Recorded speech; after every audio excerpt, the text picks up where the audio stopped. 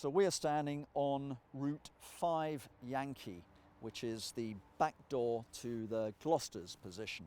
This is the route that winds through the hills and was the supply route and hopefully the evacuation route for the Glosters. But of course the Glosters have been cut off since the very first morning of the battle. On the 23rd, the Chinese had got deep behind the battalion and blocked this route. Because remember, this is a human wave attack, which means a massive frontal attack, but at the same time as the frontal attack goes in, other units are moving behind this unit, other Chinese units are moving behind it, setting up blocks, roadblocks, ambushes deep behind it. So as Sun Tzu would say, your attack should be like water. It flows over the enemy or around him. April 24th, an operation is launched to reopen the Glosters line of communication up 5 Yankee. And I should say that the road back in 1951 was a dirt track and was much, much, much tighter than it is today. The hills now have been cut back and a major expressway actually now punches through this landscape.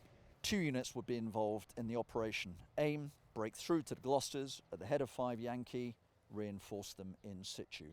The Philippine infantry battalion have been redeployed from a different area of the front to conduct this operation.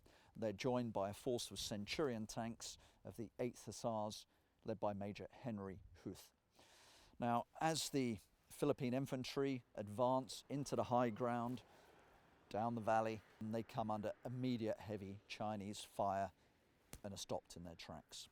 That leaves just the armoured column to crawl continually forward through this defile, through this extremely narrow route through the hills.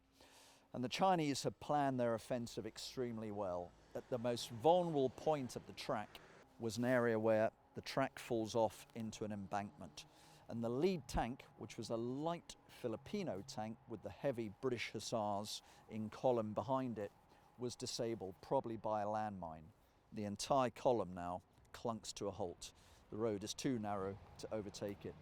The track is blocked. So Major Henry Huth, who's commanding the armoured column, wants to see what's going on, but of course he can't exit his tank from the top. If he opens the hatch, he's going to come under fire, small arms fire from both ridge lines. The tanks have been advancing, closed down, just looking out through their vision slits. So Huth drops through the belly hatch of his Centurion and crawls under the hulls of the forward Centurions, reaches the Philippine tank, looks at the situation, realizes there's no way the Centurions can get past this halted, knocked out Philippine tank. So the crew evacuate, are taken aboard the Centurions, and the column moves out. And again, to give you some idea of how tight the landscape was, the Centurions couldn't turn around. They had to literally reverse out of the valley. Henry Huth returns to brigade, tells Brigadier Tom Brodie that the operation to break through to Glosters has failed. And this means that the Glosters' rear door is now slammed shut. Their rat run has become a rat trap. So the final drama of the Gloucester Battalion here on Imjin River will take place in the area of Hill 235, where the surrounded battalion will make its last stand. And that will be our final stop on this virtual tour of the Battle of the Imjin River.